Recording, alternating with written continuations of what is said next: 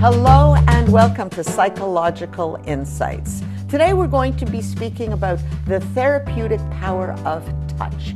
Is there a power of touch? Is there really some therapeutic benefit? Or is this something that's made up, something that we embraced in the year 2000? I'm Pat Kazakoff, and we'll be speaking to Dr. Robert Hamm. He's a psychologist in West Hartford Center, and he believes there is a power to touch. Stay with me. So, Dr. Hamm, is there some power to touch, or is this a little bit made up, some hippy-dippy stuff?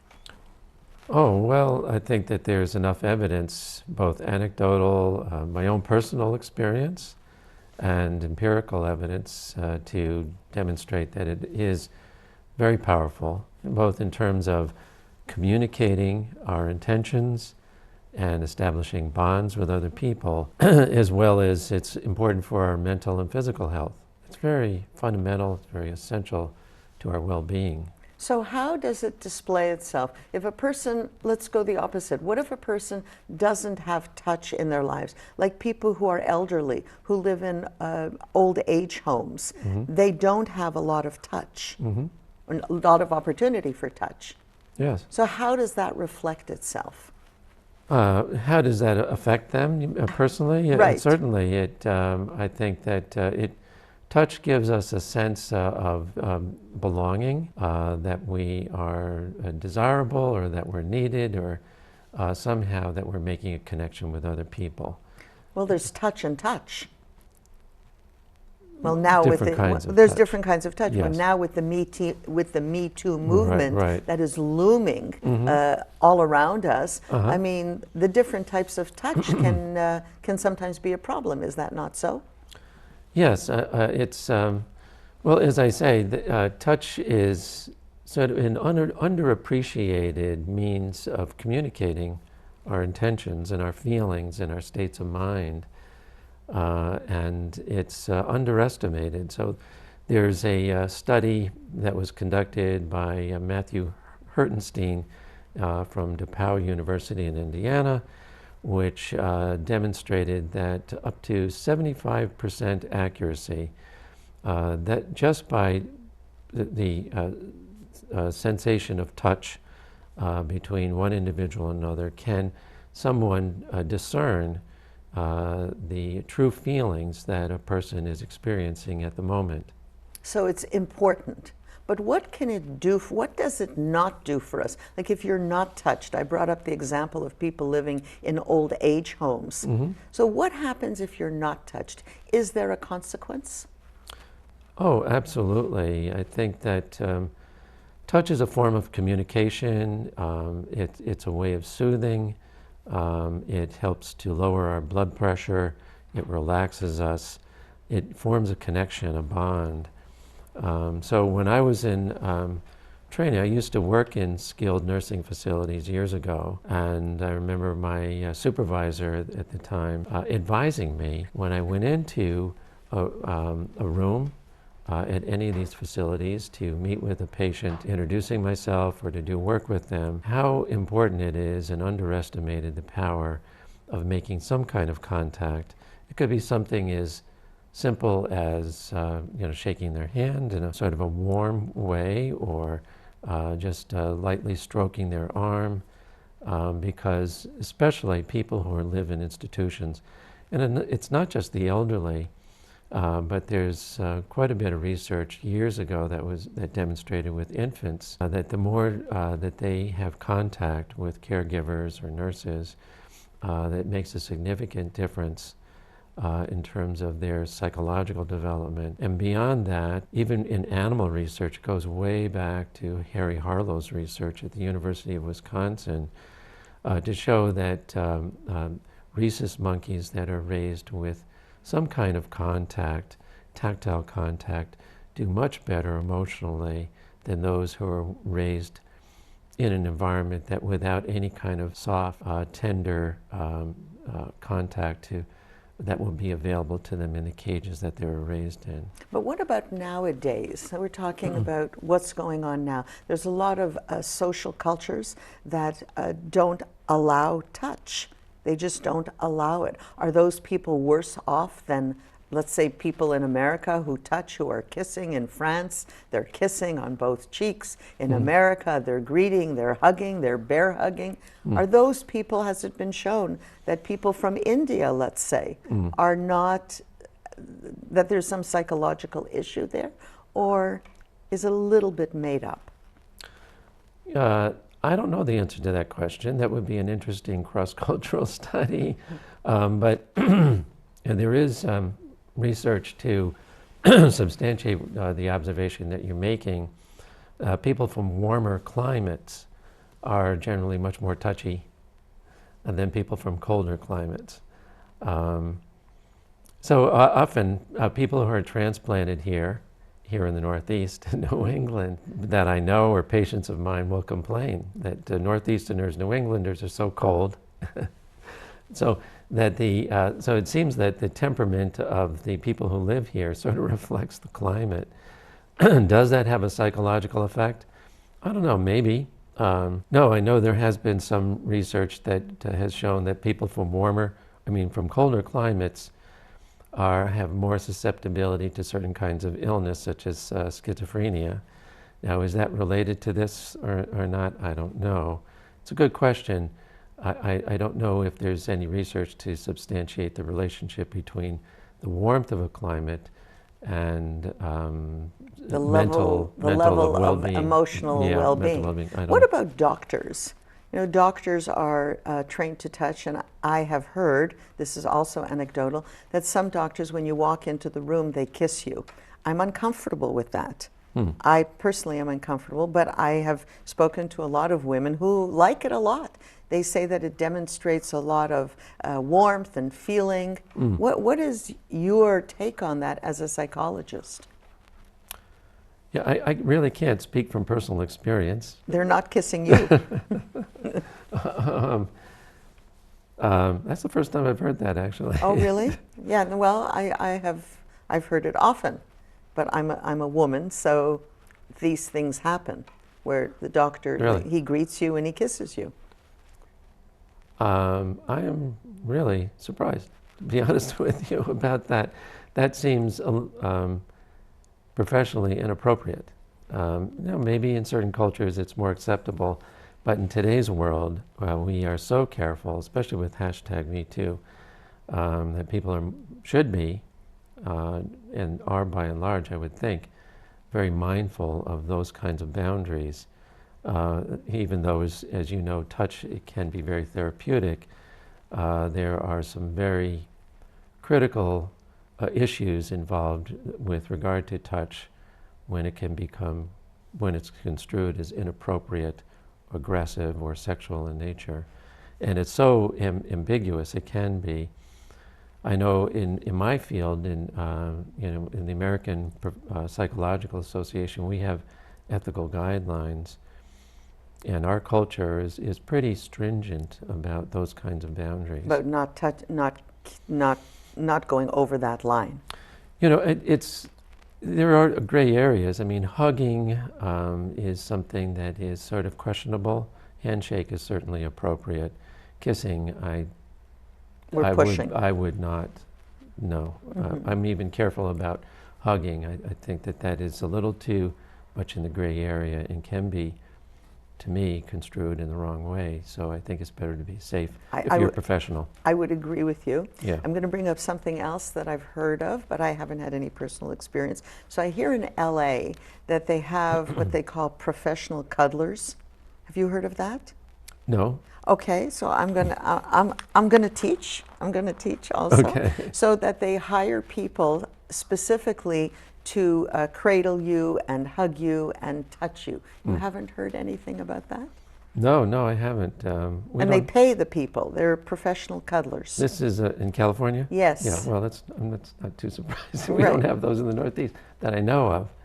Okay, so do you know what the outcomes are? People who are Well, I don't, participating in you know, research. this whole topic of touch is like an amorphous topic. It doesn't seem to me to be a psychological concept. It seems to me to be a little made up. But you're telling me that there's a lot of research that supports touching.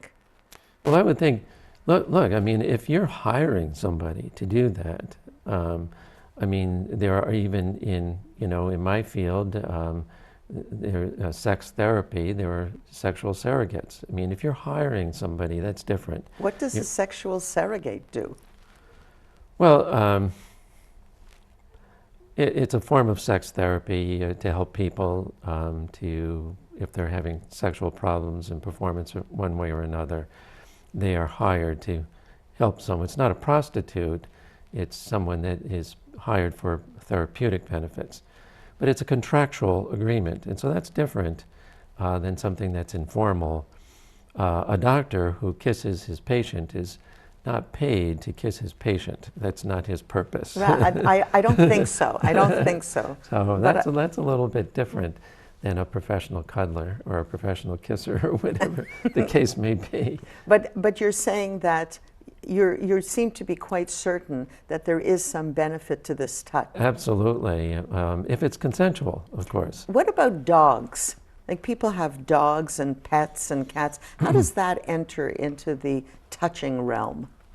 Oh, it's so vital. I mean, I have pets, and I know people who have pets, and now we have animal-assisted therapy, and we have animals that accompany their owners on airplanes.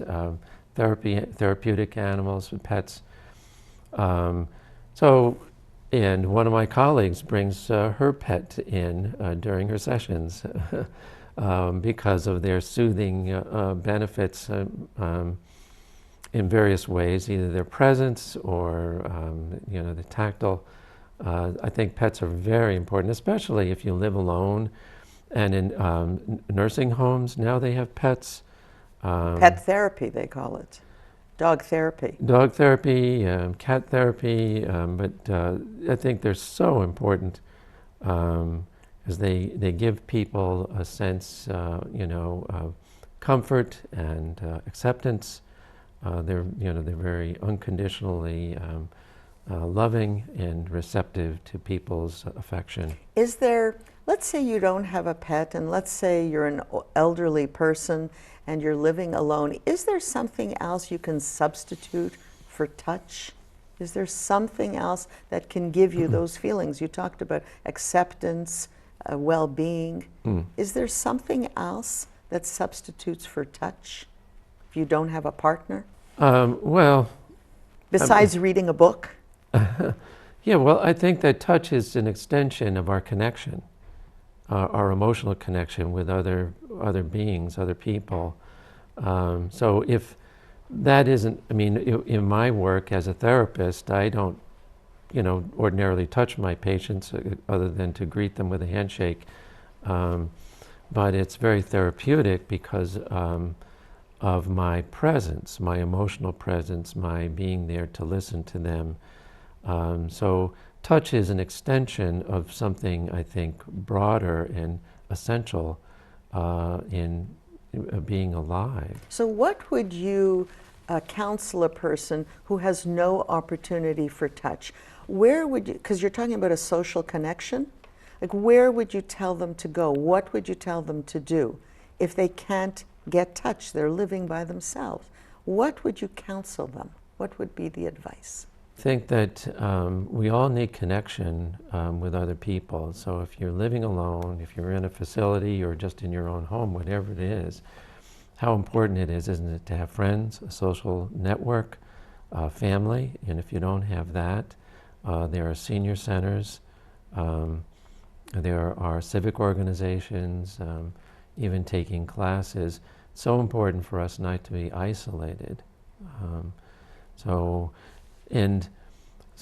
that can be the beginning of forming relationships and friendships. So this is really this touch thing, touch. Yeah, right. It's really an extension of social interaction. It's one of the Yes. one of the tentacles of social interaction. It is, I think, yes, it's a part of our feeling connected and supported. Um, and touch is an aspect of it. It's another dimension. It's a physical dimension, I think, that enhances our feeling of connectedness. So I know that just petting my pets or holding them in my lap, what a difference it makes. Would you just feel calmer? I can feel my blood pressure lowering. I feel, just after a long day, it's amazing. Can a pet be a substitute for a human connection? Yes, absolutely. Absolutely. Yes, I mean, they're not great conversationalists, but they do provide that unconditional acceptance and love, and they love being petted and held, most of them. So it's very comforting. The power of touch extends to animals, certainly, especially if you don't have people in your life who can provide that. But with people, I mean, today I think in our world, people are more inclined than they used to be, I think, to be more physically affectionate in greeting. That's a style. I think that the mores have changed here in the United States, where they're a little bit warmer in making greetings. Even men with men, you're more likely to see men hugging, whereas maybe 20, 30 years ago, certainly when I was a kid, you would never see that. And men are more careful, of course, than women are, whether it's giving a hug or holding hands. Men are much more cautious. Something about a man's touch. There are certain social taboos. Sometimes it can feel aggressive. Yes. Unfortunately, for men, that is something that we have to be more mindful about. And there is research which has shown that people experience a man's touch as more unpleasant than a woman's touch. Well, what about if you have a partner and the partner is not touchy-feely at all, which is not an uncommon set of circumstances. People have been married 20, 30, 40 years. That's not uncommon. Yes. How do you wheel that person in? Like, what do you do? What is the technique for changing that affect? That's a very good question. Yeah, I'm so glad you asked that, because I have had to deal with that issue in my practice. And every case is different, honestly. Some people are more comfortable. Some people are more comfortable with PDAs than others, or even PDA being public display of affection. Right, or even in private. And it can be for different reasons. Some people are just a little more standoffish. That's how they were raised, or the culture they were brought up in. Or there may be some history of trauma associated with touch or sexual abuse or physical abuse. All those things have to be considered when working with these issues with couples, if this is a problem. But if it's a general precept, how do you, I'm talking about an isolated case, but because mostly men are the ones who are a little bit coolish. Am I correct? I don't know. Well, I think that men are more careful about touching other men, not women so much. No. They're fine with Right. other women. They're Yeah. no problem. But I'm talking about an intimate relationship, a husband and a wife, and the wife comes in. She presents to you that he doesn't touch, he doesn't do anything. He just touches when he wants something. How do you deal with that? Is there some general principle? Like, do you tell him every morning, get up and kiss your wife? Like, what do you say? Well, that's a good point. That's true. I mean, this is an issue for many couples, especially, I think, younger couples. Younger couples, I would have assumed that it would have been older couples. Well, it could be too, but it is an issue between the genders in relationships in many instances, when a woman will feel that every time a man, her husband or lover touches, it means he wants sex, for example. I think that's what you're referring to. And so it, it would be something I would work with them. He would have to make an effort to be more affectionate when it doesn't have some ulterior motive. And would you tell him, like, would you say every morning before breakfast, kiss your wife? At lunch, touch her on the shoulder. At dinner, touch her on the knee. Like, what would you say? What would be the therapeutic system? Yeah, well, I wouldn't give that exactly that pointed of instructions ordinarily, but I would ask him to become more mindful that when he does approach her, it shouldn't always be for sex, that she doesn't feel safe with his touch because she's always surmising there's an ulterior motive. And there is. Yes, I mean, in this instance, with this particular couple, and so he needs to understand that she is feeling used and doesn't feel that his affection is genuine in and of itself. So it's something I would ask him, not specifically, but to become mindful of the importance that she gives to feeling loved and comforted without there being an ulterior, not being used. And does this happen mostly with men or mostly with women? Like, who is usually I'm going to use the word colder party? Like, what's your experience with that? My experience has not been such that men are less affectionate than women are, but the issue that you mentioned about the ulterior motive, yes. Some men are more affectionate than their partners, their female partners. It does vary from individual to individual. So there's no general pattern that you could... Not that I know of. I mean, I don't know if there's any research done on it, but in my practice, I haven't noticed any difference. Sometimes men are more affectionate than their partner, and sometimes it's the reverse. Is it something that comes up often in your practice, this set of circumstances that I'm referring to? I would say it's happened. I have dealt with cases where this has come up, so I don't know exactly how prevalent, but it is a common, so as I say, I'm glad you're bringing this up. It's something that I think that a couple has to come to some kind of a meeting of the minds or a compromise about. But generally, if a partner is not feeling comfortable with a touch, they're going to feel intruded upon. And so any efforts on the part of their partner to initiate is going to backfire, and they're going to feel thwarted and rejected. So my advice generally is for the partner who doesn't feel as comfortable with it, they're in agreement to be that that partner initiates. And that partner who is less comfortable with it should be mindful of the importance of touch, but that they feel safe because they're designated to be the one who does the initiating. Oh, how interesting. So you just sort of switch it around. Exactly. And that seems to work on some level?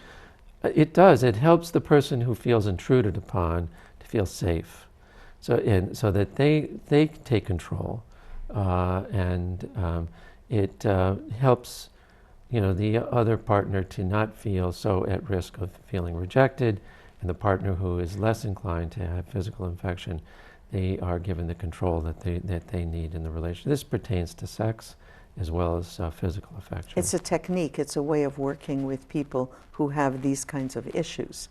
You switch it up. Yeah, exactly. You reverse the dynamic, so you get them out of that, because otherwise they're caught in this vicious cycle that they find themselves unable, and a lot of resentment builds up as a result. And it must be, though, you must get complaints. The new person who is now initiating, the other person must complain that they don't initiate enough. You must have that. Yes, it's something that we would have to work on, that the person who's not as comfortable with contact does have a responsibility to their partner to try to compromise, to be mindful that it's important to their partner. But the trade-off is that they no longer have to feel that they're intruded upon, and so that touch becomes more pleasant to them, because now it's something that they agree to. Yeah, I'm listening to you and I'm thinking, why are all these people together? There's so many problems. It's so hard to relate to another human being over a long period of time. Why do they stay together? Like, I'm just, that's what came into my mind as I was listening to you. Yeah, well, I think that's a good question that would apply to many couples. And it's something that we sometimes will have to bring up. Why are you together? And if the answer is that there's sufficient reason, there's enough love, there's enough bond, shared interests and whatnot, then that's fine with me. I'll work with them on that and working on this issue, this dynamic that exists in the relationship.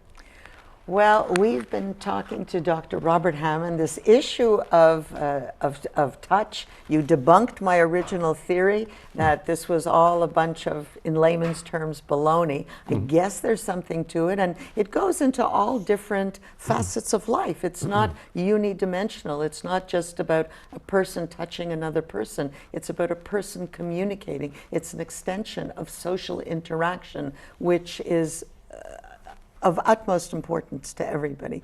Thank you, Dr. Hamm. As always, it's been more than interesting. Yeah. And what are we going to be talking about next month? Do you have that topic yet?